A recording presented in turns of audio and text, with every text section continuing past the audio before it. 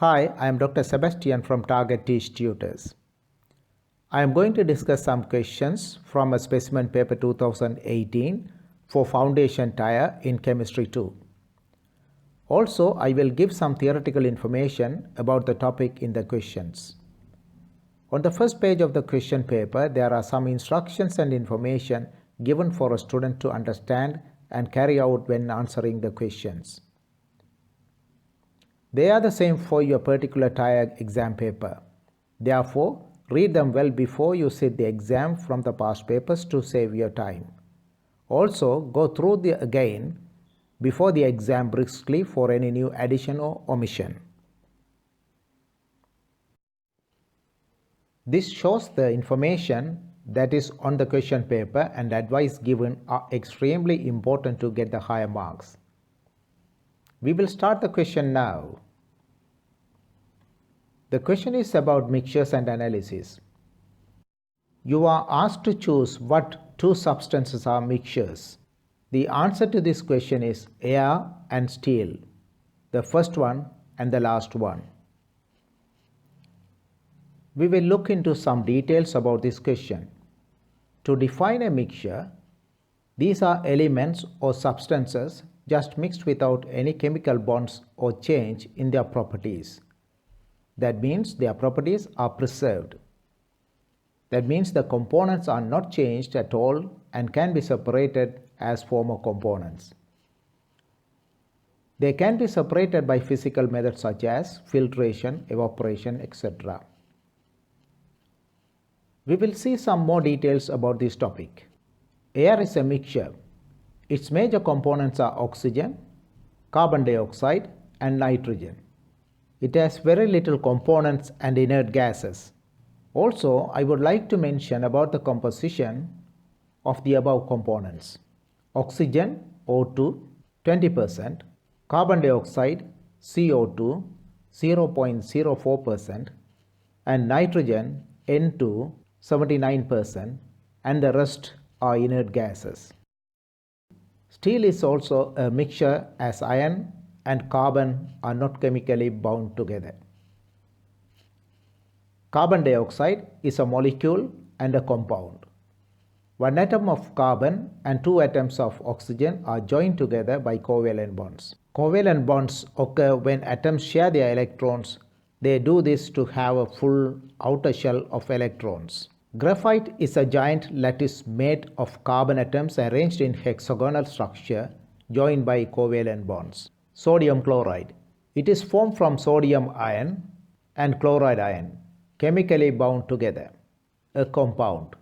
Ratio of sodium and chlorine is 1:1. So in summary, elements are made one type of atom only. Molecules are two or more atoms chemically joined together. If these are the same type of atom, it is an element. If they are different types of atoms, example carbon and oxygen, it is a compound. Mixtures are two or more substances mixed together but not chemically bound. Question 1-2. You are asked to draw a line from the context boxes to two boxes among the 5 that contains the meaning of the context. The first context box contains pure substance in chemistry.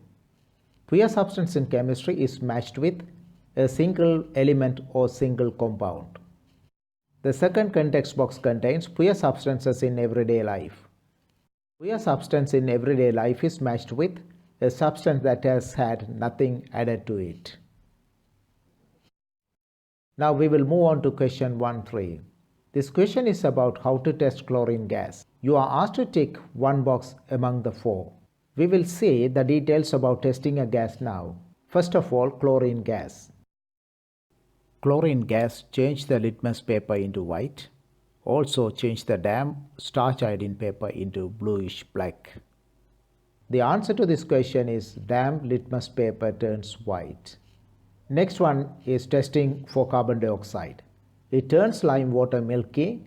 The chemical reaction of this is lime water plus carbon dioxide gives rise to calcium carbonate plus water. Symbolic equation is CaOH twice plus CO2 gives rise to CaCO3 plus H2O. Calcium carbonate is a white precipitate. The next one is testing for hydrogen. A lighted splint goes off with a pop, squeaky pop. The next one is to test for oxygen. A glowing splint relights with oxygen. We will move on to question 1.4. The question is about displacement reaction which occurs between two compounds. A metal chloride is reacted with a very reactive compound, sodium hydroxide. Sodium is in group 1 in the periodic table. We have to look for what reaction produces a brown precipitate as a product. We will see the reactions that occur between a metal chloride of calcium, copper, iron 2 or ferrous, or iron 3 or ferric with sodium hydroxide. These are the reactions for the above metals.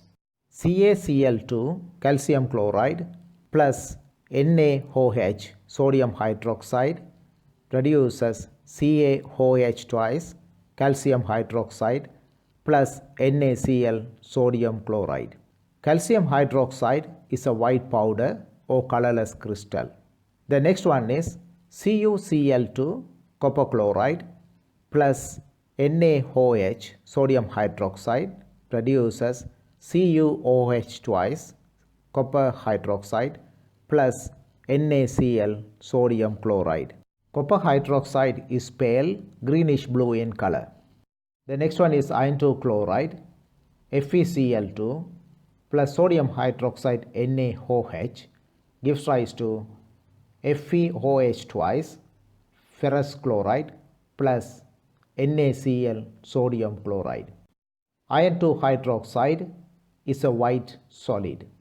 We will look into the next one is iron 3 chloride FeCl3 plus NaOH sodium hydroxide produces FeOH thrice ferric hydroxide plus NaCl sodium chloride. The products of these reactions are calcium hydroxide, copper hydroxide, iron 2 hydroxide, iron 3 hydroxide plus sodium chloride. Iron 3 hydroxide is a reddish brown in color. So the answer is iron 3. We will move on to question 2. This question is about the type of reactions. The type of reactions are reversible and irreversible. They can be differentiated by using reversible and irreversible signs. Answer to the question 2.1 is reversible. A reversible reaction means that the reactions can go in both directions. The products made can change into reactants again.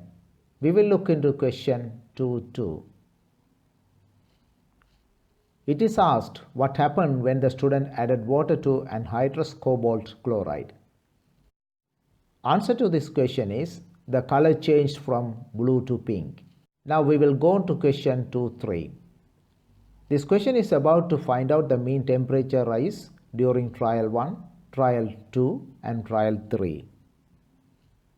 To find out the mean of some figures, all the figures should be added and divided by the number of tested figures. Here all three figures are added, that is 8.5 plus 8.2 plus 8.2, this gives the total of 24.9. Mean is equal to the total of the results 24.9 divided by the number of trials 3, which is equal to 8.3. So the mean temperature rise is 8.3 degrees centigrade. Now we will go to the question 2.4. The reaction mentioned above is exothermic. Exothermic means release of energy in the form of heat energy to the environment. Therefore, the reverse is endothermic. From the hydrated cobalt chloride to anhydrous cobalt chloride. It means energy is absorbed from the environment for the reactions to occur. Now we will move on to question 3. This question is related to the percentage of metals that are mixed to make jewelry.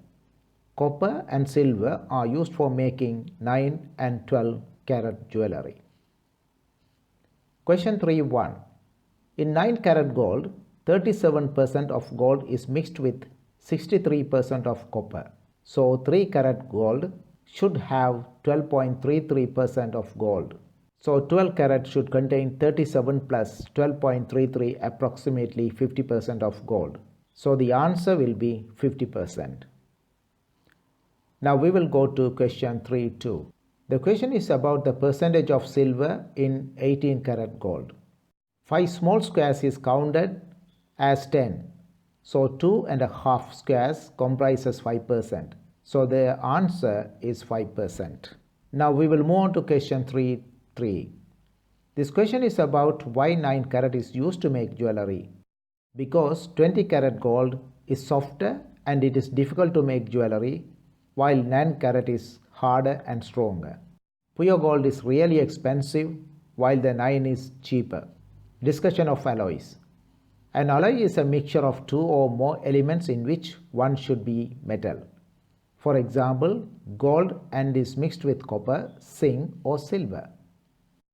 The alloy contains a mixture of properties of the metals that it is made of.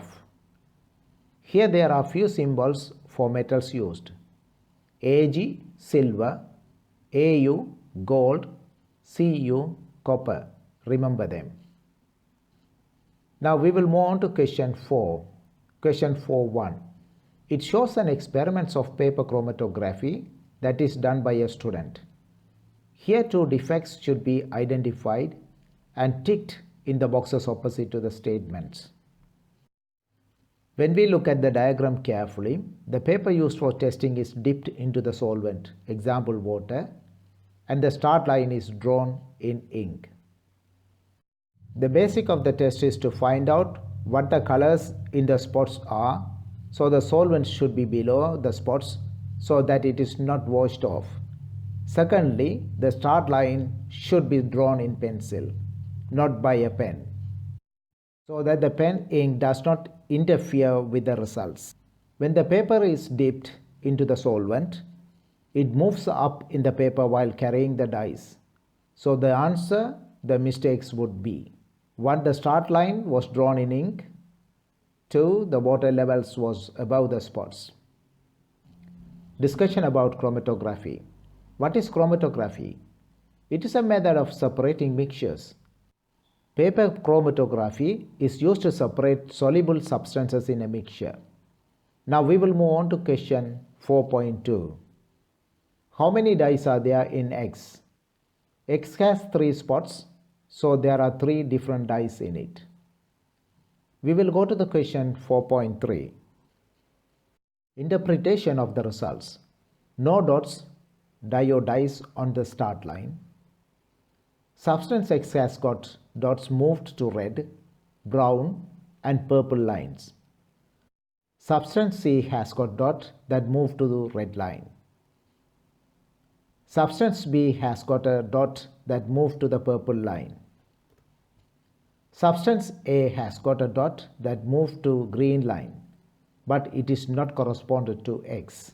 Now we will look into question 4.4. Calculate the value of RF for the die X. Distance moved by die A is 38 mm, while distance from the start line to the solvent front is 102 mm. 38 divided by 102 is 0.37. So RF value is 0.37. It is given in the form of 2 significant figures. Thanks for watching this discussion of questions and answers with theory of foundation paper from Target Teach Tutors. I hope that this helps you with your revision. Follow us on YouTube videos for more discussion of question and answers with theories. Please like this page, share with your friends, and leave a comment so we know what you think. And don't forget to subscribe to our channel. See you on the next video. Bye now.